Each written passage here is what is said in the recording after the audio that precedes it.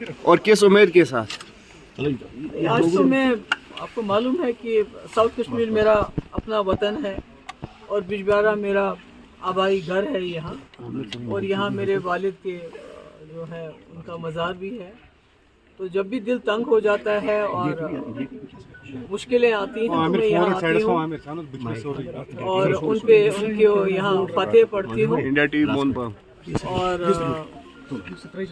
ابھی تو اس کو میں نہیں کہہ سکتی کہ میں نے کوئی آغاز کیا ہے کمپین کا، مگر ضرور اپنے والد کو اپنے دل کا حال سنانے آئی ہوں. حال سنایا کیونکہ جب بھی ہمارے چیلنجز تھے جموں کشمیر میں 96 سے لے کے جو میں نے اپنا سفر شروع کیا تو میرے والد میرے ساتھ ہوتے تھے. آج میں بہت بڑے بڑے چیلنجز کا، میں نہیں پورا جموں کشمیر بہت ہی چیلنجز کو فیس کر رہا ہے. اور ایسے میں جو ہماری سرزمین ہے جس کے اوپر ہمیں فخر ہے، جس کو دنیا میں جنت بے نظیر کہا جاتا ہے، تو آج اسی سرزمین ہمارے تشخص، ہماری شناخت کے اوپر خطرناک قسم کے بادل منڈلا رہے ہیں. تو اس کا نیچرلی ایک بہت بڑی ذمہ داری ہے یہ، تو اس لیے میں آئی تھی اور یہاں دعا کی، یہاں فاتح کی. جی تو امید کیا ہے میم؟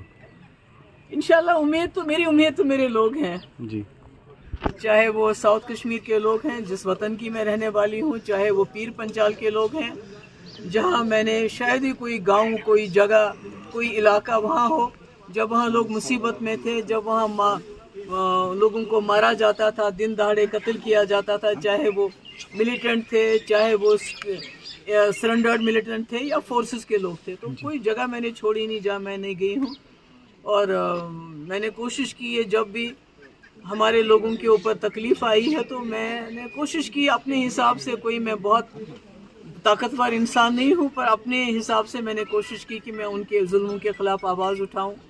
جیسے کہ آپ کو معلوم ہے کہ جو ہمارے ٹرائبل لوگ ہیں جس میں ہمارے گجر، پہاڑی اور یہ جو بکروال قبیلے کے لوگ بہت زیادہ ان کے اوپر بہت زیادہ ظلم ستم کیا جاتا ہے کیونکہ لگتا ہے ان کی کوئی سنوائی نہیں ہے، ان کا کوئی پوچھنے والا نہیں ہے. جیسے کہ آپ کو معلوم ہوگا کہ 2 دن پہلے جانی پور جموں میں بھی ایک حادثہ ہوا جہاں ایک ٹرائبل بچی کے ساتھ زیادتی کرنے کی کوشش کی کچھ گنڈوں نے، اور اس کے بعد جب اس کو بچانے کے لیے اس کی گھر کے ماں گئی اور بھی کوئی لیڈی چلی گئی تو ان کو اتنا پیٹا کہ ہسپتال میں وہ اس وقت داخل ہوئی ہیں.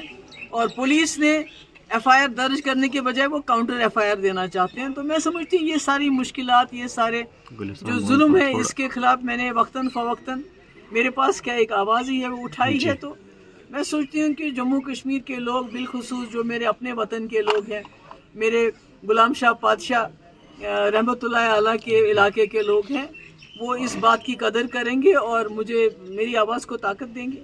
غلام نبی آزاد ہے، وہ کمپٹیشن کیسا دیکھ رہے ہیں آپ؟ دیکھیے یہ تو اس میں تو جمہوریت میں تو کوئی بھی کسی کے ساتھ کمپیٹ کر سکتا ہے، آپ تو کسی کو روک نہیں سکتے ہیں، وہ تو چلتا رہتا ہے. لیکن اننت ناگ راجوری کو ہی اتنا ہارڈ کیوں بنایا گیا؟ دیکھیے آپ کو معلوم ہے کہ 2019 کے بعد سب سے بڑی اب نشانہ اگر کسی کو بنایا تو PDP کو بنایا. کس طرح اس کو توڑا گیا، کس طرح ہمارے لیڈروں کو کچھ کو لالچ دے کے کچھ کو بلیک میل کر کے نکالا گیا، پارٹی توڑ دی گئی. تو آج جب محبوبہ مفتی میدان میں آتے کیونکہ 2019 سے میں نے کوشش کی ہے ان کے ظلم کے خلاف آواز اٹھانا، اس کے لیے بہت سی مجھے اذیتیں سہنی پڑی، میرے گھر والوں کو سہنی پڑی، اور مگر میں اپنی بات پہ قائم رہی. تو ان کو لگتا ہے کہ اگر یہ آواز پارلیمنٹ میں پہنچے گی تو شاید وہاں بھی ان کے لیے مشکلیں پیدا ہوگی، اور شاید جو جموں کشمیر کے اصلی حالات ہیں، خالی جموں کشمیری میں لداخ کی بات بھی کرتی ہوں کہ جو اصلی حالات ہیں تو کہیں ان اصلی حالات کی عکاسی نہ ہو جائے، اور یہ جو ڈول پیٹتے ہیں جموں کشمیر میں سب کچھ ٹھیک ٹھاک ہے تو وہ ان کا جو بات ہے جو اس میں راز سے پردہ اٹھ جائے گا. تو اس لیے ان کی کوشش ہے جتنا بھی ہو سکے محبوبہ مفتی کو پارلیمنٹ سے باہر رکھا جائے. بہت بہت شکریہ.